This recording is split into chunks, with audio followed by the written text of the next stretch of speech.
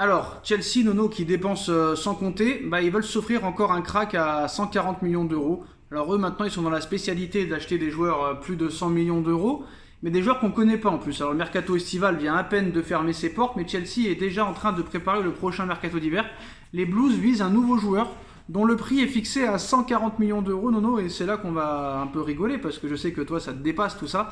Alors un joueur de Brighton, Nono, un joueur de Brighton. Bon, j'ai vrai que Brighton, j'ai suivi un petit peu, mais voilà, je connais pas non plus exceptionnellement bien. 140 millions d'euros maintenant pour des joueurs qui sont presque inconnus au bataillon, Nono, c'est quand même assez incroyable, non? Ah bah Chelsea a remplacé le PSG pour le rôle de pigeon. Voilà. J'espère pas me tromper. Ils avaient acheté ce joueur à 140 millions. Comment il s'appelle? Sasiedo. Voilà. Qu'est-ce qu'il donne en ce moment celui-là?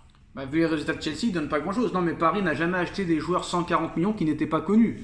Neymar était connu, Mbappé était connu, Cavani était connu, Di Maria était connu. Bon, selon le London Evening Standard, Evan Ferguson est le joueur le plus coté du moment à Brighton. Le média anglais explique d'ailleurs que Chelsea est déjà très intéressé, joueur de 18 ans, prometteur, hein, 16 buts et 5 passes décisives en 34 matchs, toutes compétitions confondues l'année dernière.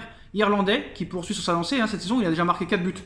Il a déjà marqué 4 buts en 4 matchs depuis le début de la Première Ligue, dont un triplé face à Newcastle qui est en Ligue des Champions juste avant la trêve internationale.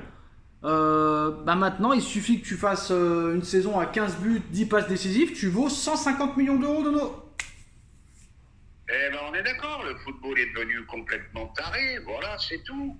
Non seulement les joueurs valent pas ces sommes, non seulement c'est des joueurs qu'on fait une saison, même pas. 140 millions pour l'un, 140 millions pour l'autre. Eh ben Chelsea, c'est la démesure.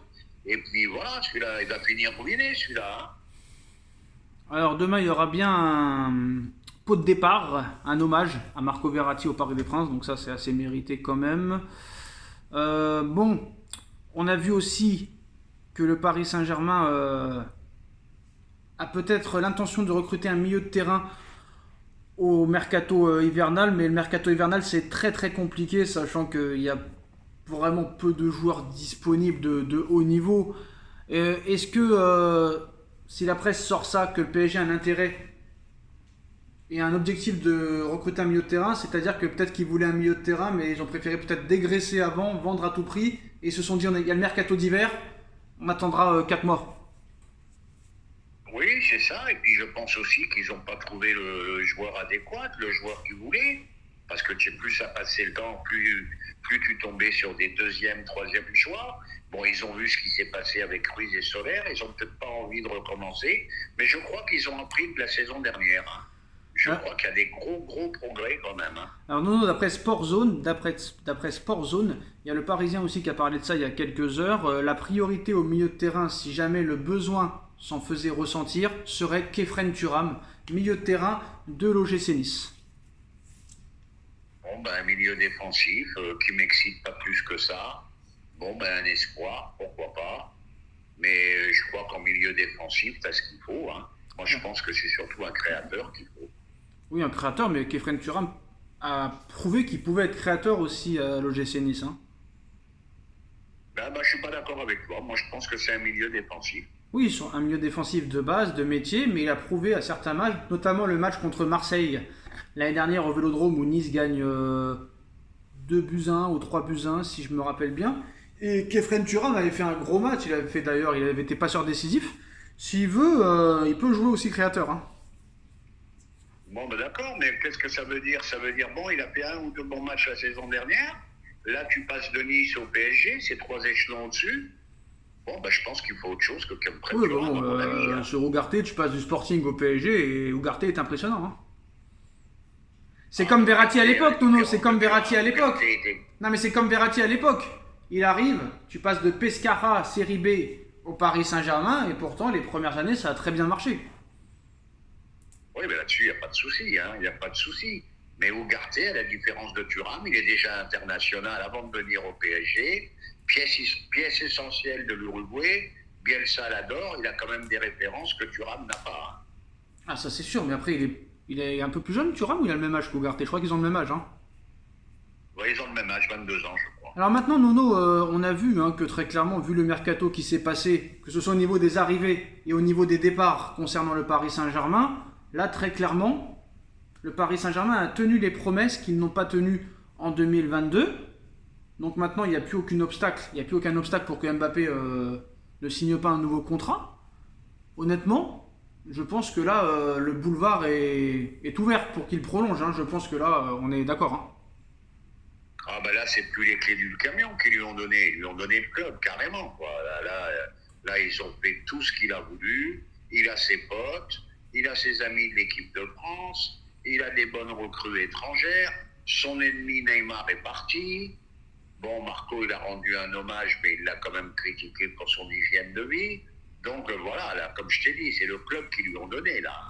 Alors si Mbappé ne prolonge pas là, c'est que ça voudra dire que j'y comprends plus rien et puis que c'est difficilement gérable un club de football, surtout quand t'as des stars. Non, c'est pas qu'il a critiqué, il a dit juste faut bien manger, faut bien dormir, et puis voilà. Et oui, mais c'était quand même... Bah oui, c'était visé vers eux.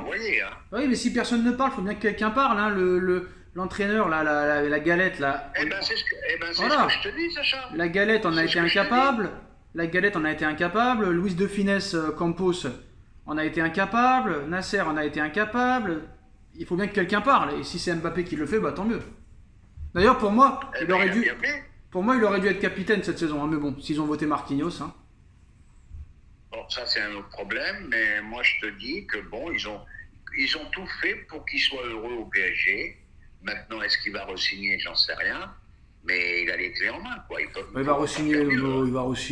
Qu'est-ce qu'il va aller ailleurs pour toucher 2 fois moins? C'est toujours le même débat à l'arrivée, mais c'est tellement logique. Après, je sais. Moi, je pense que. Je vais t'expliquer. Tu sais pourquoi il n'a pas prolongé encore? C'est parce qu'il veut négocier un plus gros salaire. Il ne va pas activer son option supplémentaire jusqu'en 2025. Il va prolonger jusqu'en 2026 ou 2027, tu vas voir, avec un salaire qu'on n'a jamais vu.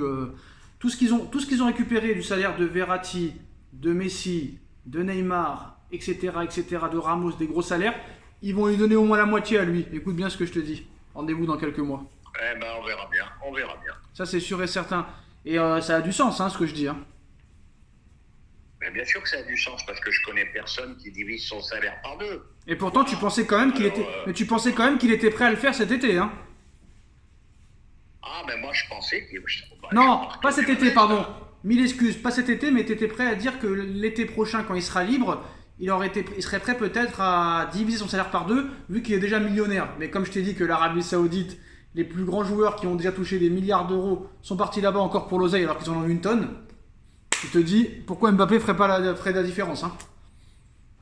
Ah bah oui, qu'est-ce que tu veux que je te dise, l'argent roi. Bon, maintenant, si c'est vraiment un projet sportif, je lui dis, moi, le premier, va au Real, si c'est le club de tes rêves. Mais lui aussi, l'argent passe avant. Et surtout son clan aussi, l'argent passe avant. Mais pourquoi le projet sportif? Donc, à mon avis, il y a de fortes chances. Mais pourquoi le projet sportif, c'est quoi ça? Mais c'est quoi ça? C'est quoi le projet sportif? Pourquoi il est au Real, le projet sportif? Pourquoi il n'est pas à Paris cette année, le projet sportif?